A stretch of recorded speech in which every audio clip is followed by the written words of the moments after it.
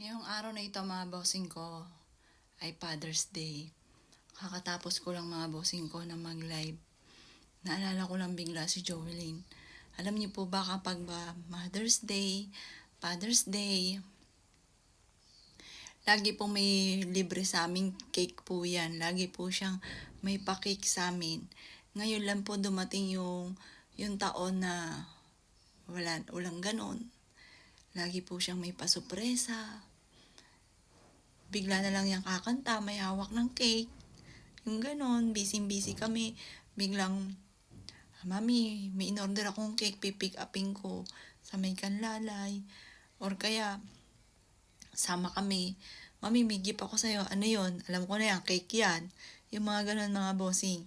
Mahilig siya sa mga sorpresa.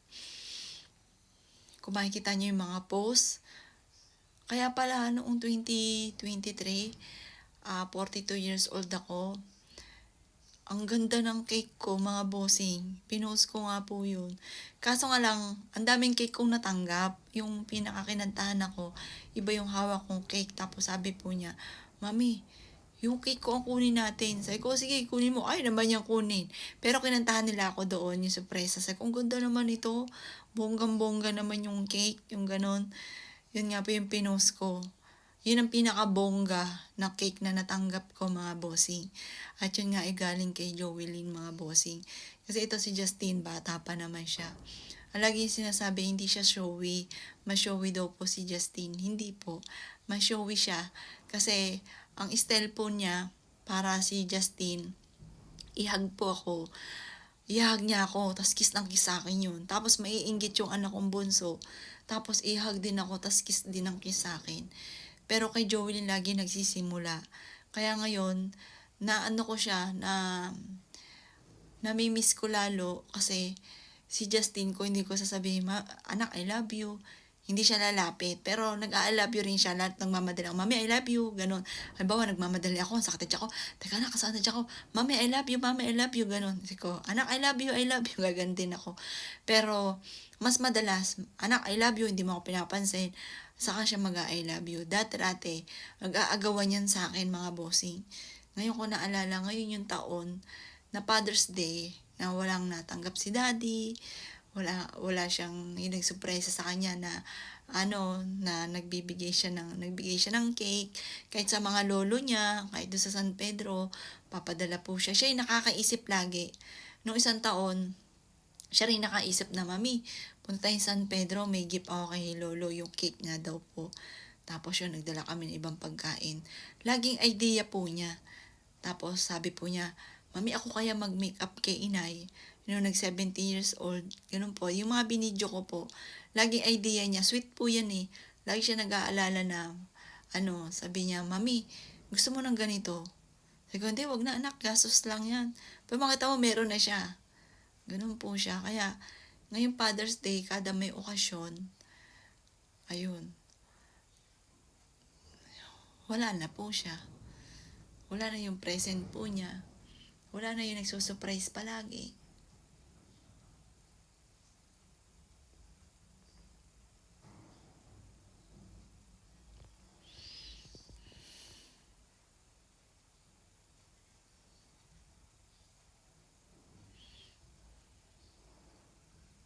Wala po talaga sa isipan ko na si Jovelyn magkakaganyan. Ang alam ko nga po, magkakaroon ako ng apo. Mag-aalaga ako ng apo. Lagi ko sinasabi, anak, pag nag-aanak ka, mag-aalaga ako ng apo ko. Kaya gusto ko dito lang sa malapit. Mga ganun. Tapos, ito yung kwarto mo. Tapos, dito na kayo pag nag-asawa ka. May isa ng kwarto doon para sa anak mo. Yung mga ganun, mga bossing. Planado na ba?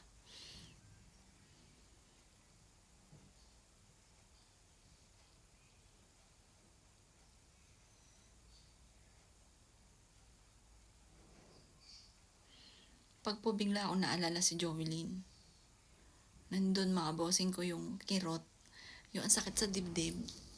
Lalo pagka biglang nagpa-pop up mga bossing ko yung picture po ni Jovelyn sa social media. Ang sakit. May iba nga po, yung iba ini-slide ko ng mabilis. Or kaya minsan, kahit na-delete ko na, ang dami na kasi nag-share mga bossing ko eh.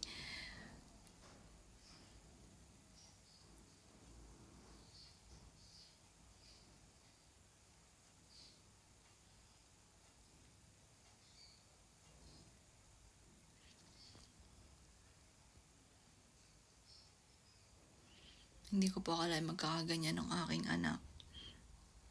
Yan po yung 2023 Christmas. Ay, 2023. 2022. 2022 po yan. Yung 2023, hindi na namin siya kasama. Nag-ano pa nga po kami, Subic. Sa Subic po kami nag-Christmas. Naggala po kami ng Subic. Ayun, suot niya. Nung nag-beach po kami. Lakad-lakad lang sa beach.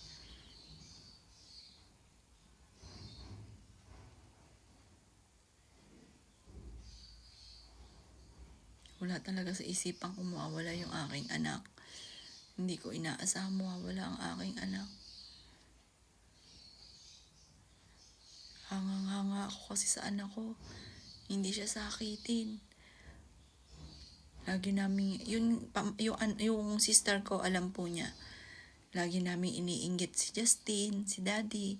Kasi may diabetes na sila. Kami wala pa. Yung pala wala kaming alam. Mas malala pala kami. Ang unang tinamaan ng high blood, mister ko, tapos yung diabetes niya nasa boundary pa lang. Pero hindi na natuloy. Walang diabetes ang mister ko. Yun nga lang, high blood. Pero may maintenance po siya at ngayon normal na. Tapos yung bunso ko, nag-50-50 po siya. Pero yun naman, nung sinabi niya nahihirapan siyang huminga, matik po yun. Nadala agad namin. Tapos si Jovelyn, hindi lang nadala agad.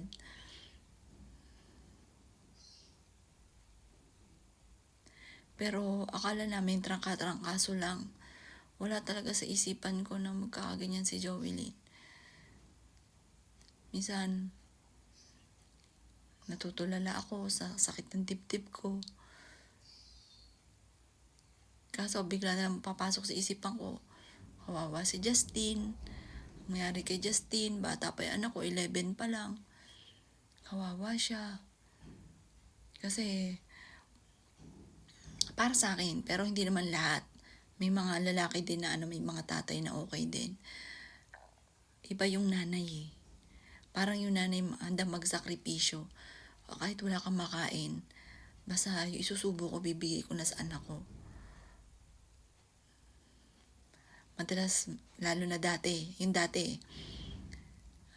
gutom yung anak ko. Sige, kain lang kayo. Mami, kain ka na. Hindi, busog pa ako. Kaya kilala ako ni Jovelyn eh. Kaya tinitiis ko. Kahit sasabihin ko, okay lang. Kahit hindi. Yung ganon. Busog pa ako, kumain na kayo anak. Tapos magkakapi lang ako nun. Kaya lang yung kanya, tiniis niya. May sakit na po pala siya.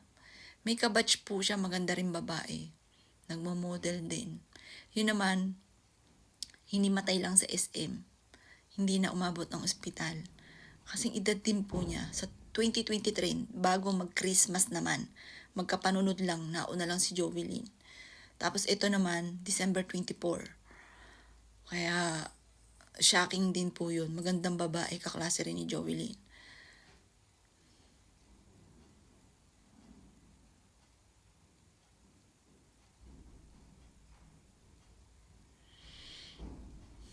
Sabagay, wala na rin namang magagawa. Kahit paglupasay ako dito. Pero sabi ko sa mister ko, Daddy, kailan kaya tayo magigising sa ating panaginip?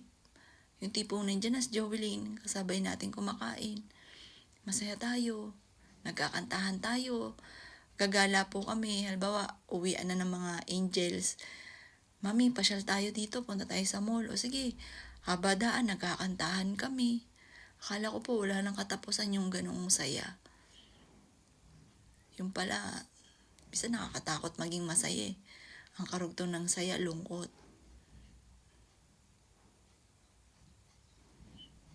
nagkakan